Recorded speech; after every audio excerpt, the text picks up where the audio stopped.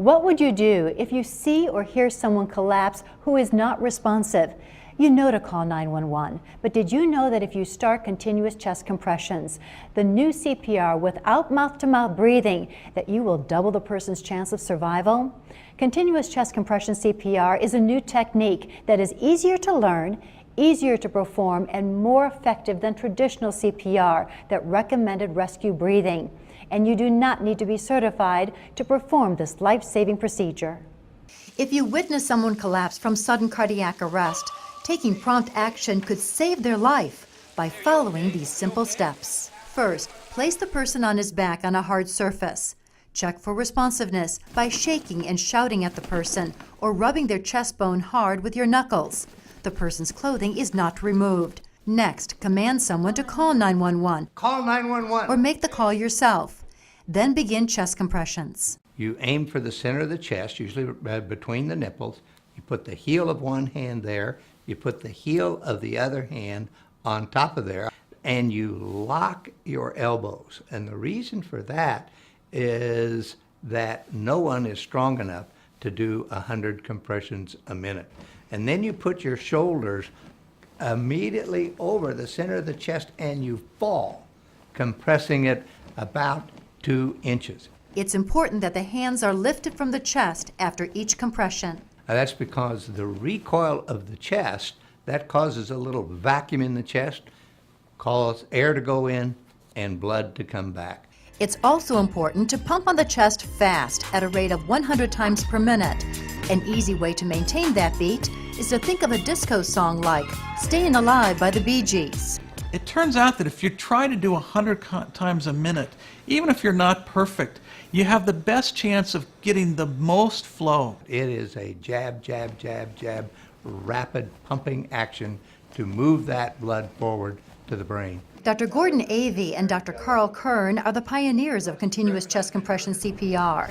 Both are cardiac researchers at the Sarver Heart Center in Tucson and professors at the University of Arizona College of Medicine. They explained with continuous chest compression CPR, you don't check for a pulse, clear the airway, or do mouth-to-mouth breathing.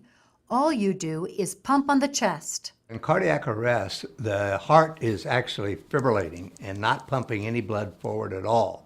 So it's only when you press on the chest that you're squeezing the heart and making a heartbeat.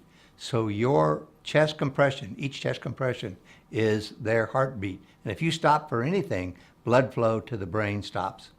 These chest compressions should be performed even if the victim is gasping. Gasping is a sign of cardiac arrest. And we have so many people that tell us, oh, my husband was snoring last night, woke up this morning and he was gone. So that gasping is critically important. It's been reported to occur in 55% of cardiac arrests. And don't worry, this pumping action won't hurt the victim. They're dying. They're soon to be dead. And no matter what you do, you can't make them worse. Better to break a rib than to let somebody die. I think they'll all be sore, but they'll be happy to shake your hand and thank you. Studies show continuous chest compression CPR is more effective than traditional CPR for individuals who suffer sudden cardiac arrest. Dr. Kern explains why. I think there's really 2 major reasons. First is that more people will do it. It's simpler, it's easier to remember, and frankly, it's not so intimidating. And secondly, we learned that attempting the mouth-to-mouth breathing is not without its own cost. Most lay people in seriousness cannot get the breaths in anyway. But isn't ventilation necessary to provide oxygen to the blood? If it's an adult who collapses by primary ventricular fibrillation, they typically have enough oxygen already in their body. It's a matter of circulating that oxygen to the tissues that need it. Most importantly, the brain and the heart, so you can respond to treatment. For every minute you delay CPR, the survival rate drops by nearly 10%. So if you wait 5 minutes, there's less than a 50% chance now of surviving. That's why it's critical to pump on the chest continuously without stopping until paramedics or medical assistants arrive. Of course, that can get tiring. So if another person is available, have them take a position on the opposite side of the patient so the two of you can alternate chest compressions. And remember, you do not have to be certified to provide this life-saving technique. Because of the Good Samaritan laws, you are not at legal risk. Every minute, someone dies from sudden cardiac arrest. It's the #1 killer in the United States. It can happen to anyone, anytime, any place without warning. And your best chance for survival is if someone does continuous chest compression CPR.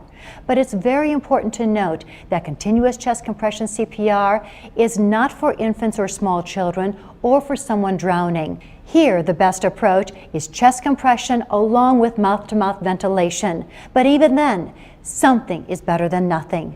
Continuous chest compression CPR may very well make you a lifesaver. For more information about continuous chest compression CPR, visit the Sarver Heart Center website at the University of Arizona or the State of Arizona SHARE website. This is Ann Peterson reporting.